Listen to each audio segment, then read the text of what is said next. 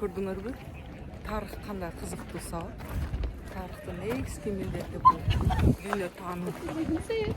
Ушул дүйнөнү азыр менен басып көзү менен көрүп таанысам, бир учурларда буларды китептерден окуп таанытылган.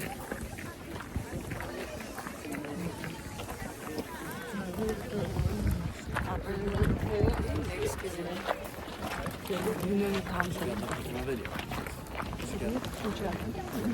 Full madaniyatı görüştüm. Sözde Atina'da жүрüşüyor. Bizim zamanga çeyinki tarihi madani arkitektural istelikler. Onday sonu.